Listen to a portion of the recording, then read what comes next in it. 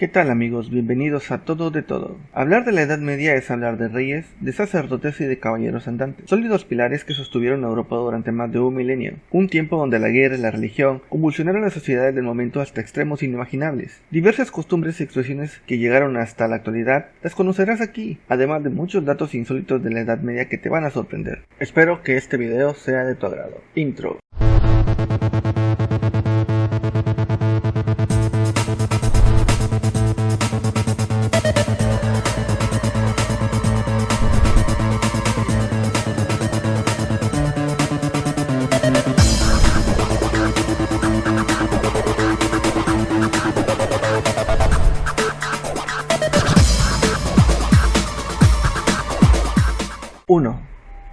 En la Edad Media hubo tiempos donde por necesidad tenían que desenterrar a otros cadáveres, esto para poder poner otro en su lugar, y se daban cuenta de que en ocasiones los muertos realmente no habían fallecido del todo, ya que cuando abrían los sarcófagos se veían arañazos por dentro, pues la persona que pensaban que era un cadáver en realidad había sido enterrada viva. Para evitar esto, se desenterraba con un hilo atado a una campana, pues en caso de que fuese enterrado vivo podían avisar tirando de esta. Es de ahí donde nació la expresión salvado por la campana. 2. A diferencia de lo que se cree, las cacerías de brujas a gran escala junto con respuesta paranoica colectiva del estereotipo de bruja malvada, no, esa bruja no, por favor. Esto no era un fenómeno totalmente medieval, sino más bien un fenómeno moderno temprano, que se encuentra principalmente en los siglos XVI y XVII. Hubo algunos juicios de brujas en la Edad Media, que esa bruja no, que se difundieron en las tierras de habla alemana en el siglo XV, pero lo que hacían la persecución o los que realizaban la persecución realmente eran las autoridades civiles y no las eclesiásticas, como siempre se pensó. 3.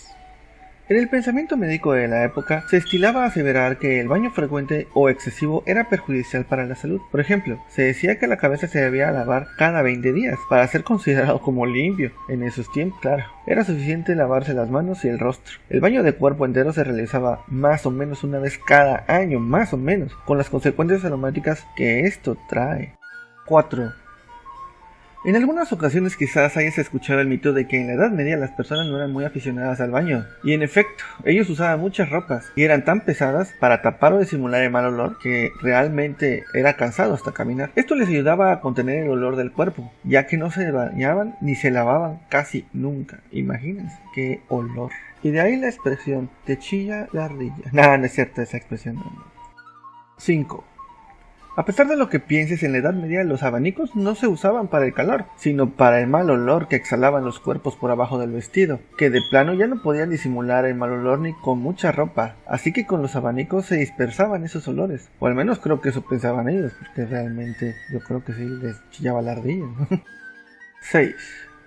Cuando por fin llegaba el día del baño, que era en el mes de mayo regularmente, yo creo que para celebrar el Día de las Madres, toda la familia tomaba un baño, pero se calentaba una tina y ahí se bañaban todos, claro, no al mismo tiempo, lo hacían por jerarquías, primero el padre y la madre, después los hijos varones, mayores y así sucesivamente de mayor a menor, y bueno, había familias que tenían más de 10 integrantes, más, que no se bañaban en todo el año. Imagina cómo quedaba el agua. Y peor aún, ¿con qué agua se bañaba el pequeño de la familia? Yo creo que más bien en lugar de limpiarse, se ensuciaban más. Malditas aguas pantanosas. 7. Los muertos y también los moribundos eran colocados sobre la mesa de la cocina con veladoras alrededor durante algunos días, y ahí se pasaba con familias mientras ellos comían y bebían esperando a que volviesen en sí, o de plano no. Y ahí viene la costumbre de velar a los muertos, que ha permanecido hasta nuestros días, solo que ahora no les ponemos sobre la mesa de la cocina, ¿verdad? 8.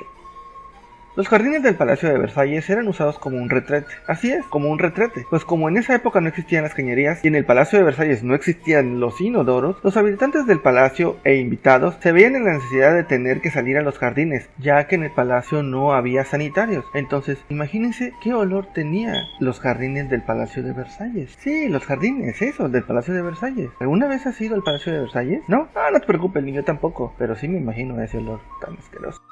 9.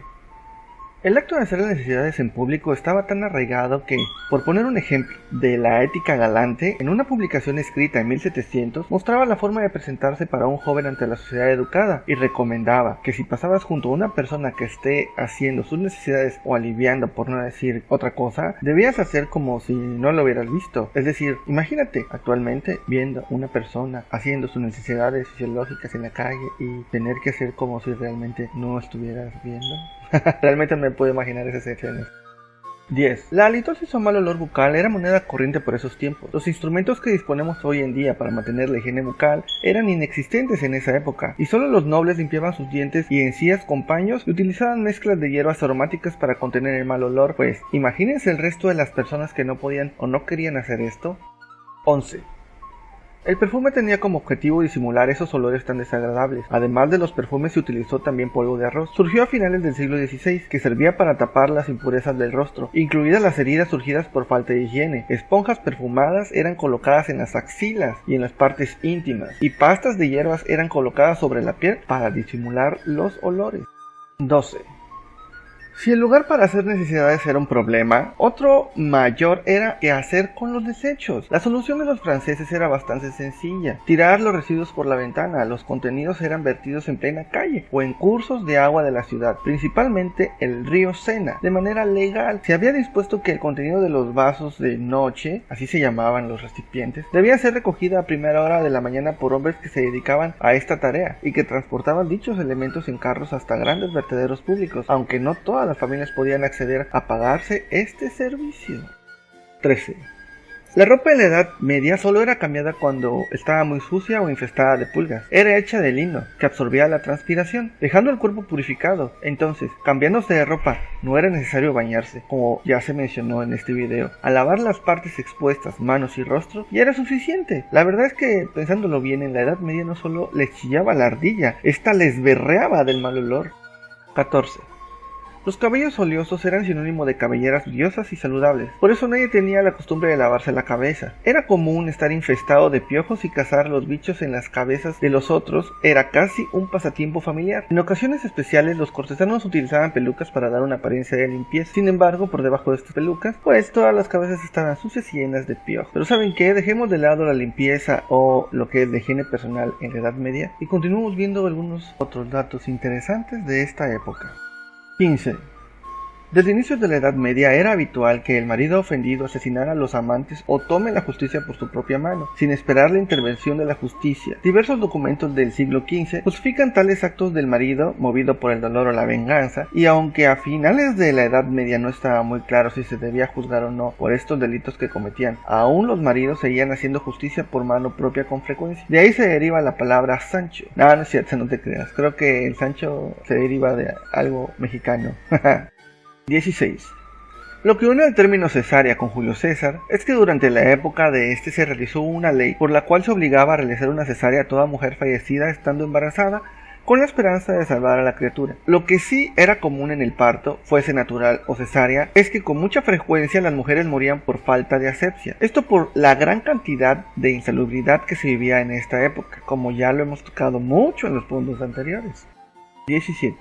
En la Edad Media la medicina no utilizaba anestesia, los médicos eran sacerdotes o hechiceros, los instrumentos utilizados estaban sucios y la mayoría moría por infección. El miedo y la superstición desempeñó un papel importante en la medicina medieval. Mucha gente creía que las enfermedades eran un castigo de Dios y la curación solo podía venir de la ayuda divina. Los pacientes buscaban la sanación solo a través de la oración o bien peregrinando a algún lugar santo en vez de acudir al médico o al curandero.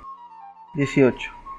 En las casas de los nobles y no tan nobles, al momento de comer, acompañando el plato de la comida, había uno más pequeño, para escupir las moscas que se iban con las porciones que masticaban, pues eran tantas por la mala higiene que no podían evitar tener en la boca una de vez en cuando, así que estas eran escupidas en un plato pequeño aparte. Lo curioso de estos datos es que era común y no les importaba comer la comida con moscas. ¿Actualmente tú podrías comer comida con moscas?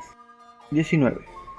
Para los plebeyos o servidumbre no existían platos ni tenedores, ya que este lujo solo era para los nobles, así que para comer en los banquetes se cortaban hogazas de pan duro y se ponía la carne en el centro. Una vez acabado el banquete se remojaba el pan en salsa y se entregaba a los pobres. Al menos esta era una manera de no tener que fregar o lavar los platos, ¿no crees? 20. Para la cultura católica de la época, las relaciones sexuales debían estar estrictamente reservadas para la reproducción de la especie humana y solo darse dentro del sagrado matrimonio. Qué aburrido. Pero aún dentro de lo normal y legítimo matrimonio entre hombre y una mujer, la Iglesia Católica imponía reglas morales de cómo, cuándo y dónde se podía mantener relaciones sexuales. Creo que eso explica por qué en la Edad Media no eran tan devotos. 21. El lugar favorito para tener relaciones sexuales en la Edad Media era la iglesia, aunque suene a chiste, así era. A pesar de todas las reglas y restricciones que la Iglesia Católica tenía para las parejas, el lugar preferido de los amantes para sus encuentros era la propia iglesia. ¿Por qué? Porque tenía muchas habitaciones y rincones donde esconderse. 22. En la Edad Media todos los oficios eran realizados tanto por hombres como por mujeres, sin existir diferencias de género. Solamente cuando se trabajaba la seda se refería a la mujer, porque se consideraba que tenía las manos más delicadas que los hombres, claro. 23. En la época medieval, el término amor no tenía un significado tan positivo como el de hoy en día, sino que se acostumbraba a definir las relaciones extramaritales y fruto de las pasiones más terrenales con esa palabra. O sea que amor era algo muy pecaminoso. 24.